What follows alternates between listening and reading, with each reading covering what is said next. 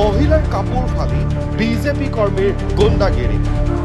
খুদ বিধায়কৰ সন্মুখতে ফালিলে মহিলাৰ কাপোৰ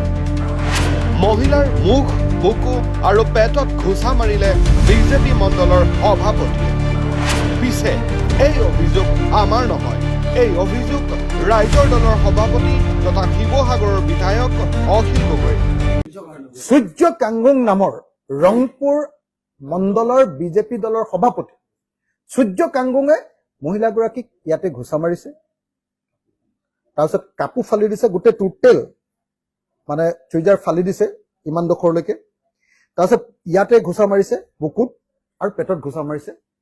ৰাজ্য চৰকাৰৰ যি অসম দৰ্শন অনুষ্ঠান আছে তাৰেই নামঘৰসমূহত যি 3 লাখ টকাকৈ অনুদান আৰু লগতে চেক বিতৰণৰ কাৰ্যক্ৰম আছিল সেই অনুষ্ঠানতে অথন্তৰ ঘটিল বুলি মন্তব্য প্ৰদান অখিল গগৈ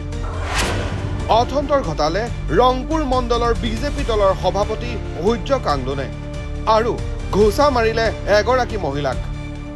সূৰ্য কাংগুঙে মহিলাগৰাকীক ইয়াতে ঘোষা মাৰিছে বিজেপি মণ্ডলৰ সভাপতিজনে বিধায়কৰ সন্মুখতেই এনে কাণ্ড হোৱা দেখি বিজেপি চৰকাৰক তীব্ৰ সমালোচনা কৰা দেখা পোৱা গৈছে শিৱসাগৰৰ বিধায়ক অখিল গগৈক কিন্তু কথাবোৰ কিমান সঁচা কিমান মিছা সেয়াহে বৰ্তমান এক ডাঙৰ প্ৰশ্ন নিউজ ডেস্ক ৰিপৰ্ট অসম স্পন্দন